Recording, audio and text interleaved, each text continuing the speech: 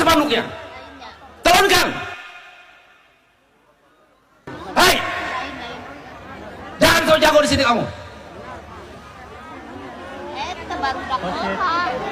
Gak mikir kamu. Saya cinta Persikas.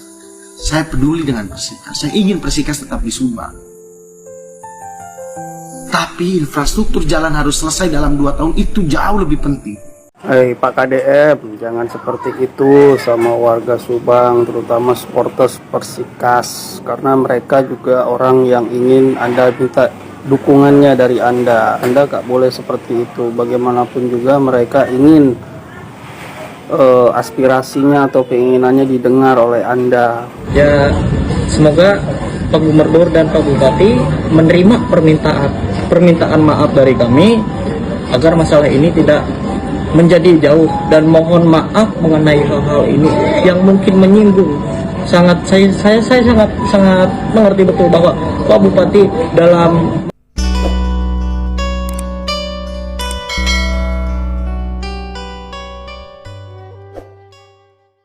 sebenarnya mah saya pribadi yang ingin menemui Pak Bupati, pada akhirnya antusias ingin ikut juga. Tapi saya sudah arahkan bahwa spanduk itu tidak boleh dibentangkan di acara kebudayaan. Ya, semoga Pak Gubernur dan Pak Bupati menerima permintaan maaf dari kami agar masalah ini tidak menjadi jauh, dan mohon maaf mengenai hal-hal ini yang mungkin menyinggung. Saya sangat mengerti betul bahwa Pak Bupati dalam melaksanakan momen tersebut adalah sebuah yang warga harapkan. Ketika orang tersedih dan mungkin ada orang yang mengusik untuk ke area acara tersebut. Harapan untuk manajemen Persikas sendiri bagaimana menurut? Nah, harapannya sih ya semoga pihak manajemen dan para yang ada di jajaran pemerintahan bisa saling mendukung untuk agar si Persikas tersebut tidak terjual atau dijual dan menggantikan nama menjadi Sumatera Selatan, klub dari Palembang tersebut.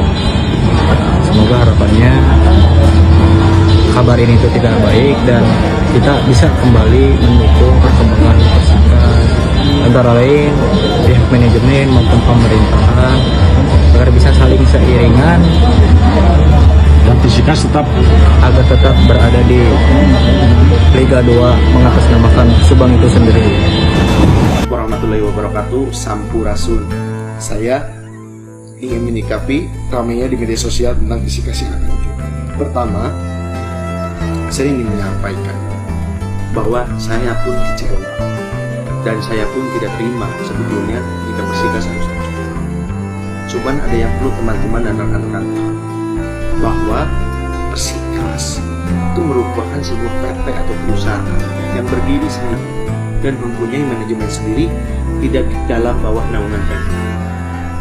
Dan ada aturan juga dari Menteri Dalam Negeri itu yang menegaskan bahwa pemerintah daerah tidak boleh memberikan APBD kepada organisasi profesional olahraga dalam bentuk apapun.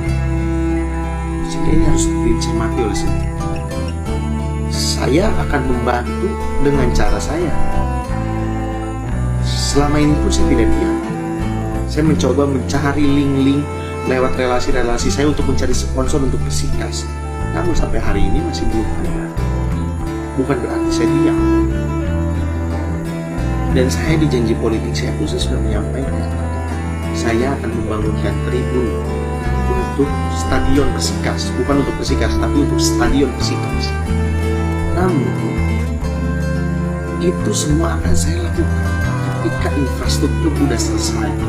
Saya malam itu marah karena ada sekelompok orang yang tidak memiliki adab dalam hidup.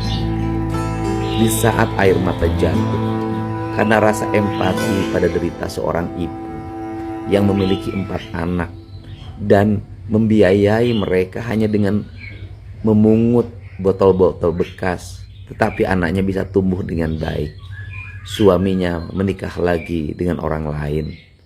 Ini berteriak yel-yel untuk menyelamatkan Persikas karena klubnya berpindah tempat, dibeli oleh pihak lain. Tentunya sikap ini adalah sikap yang tidak beradab, yang menempatkan sebuah masalah tidak pada tempatnya. Dan yang paling penting adalah bahwa hilangnya nalar rasa, hilangnya hati dan hilangnya cinta pada orang yang terlalu mengedepankan ego untuk membela klubnya, tetapi mengabaikan fakta derita yang dihadapi oleh warga di hadapan matanya. Semoga peristiwa itu menjadi pembelajaran penting bagi kita. Dan tentunya kemarahan saya akan di-framing menjadi pemimpin yang emosional dan dibawa kemana-mana. Bagi saya itu tidak penting, dipersilahkan saja. Tapi mendidik rakyat bagi saya jauh lebih penting dari sekedar memikirkan popularitas dan elektabilitas.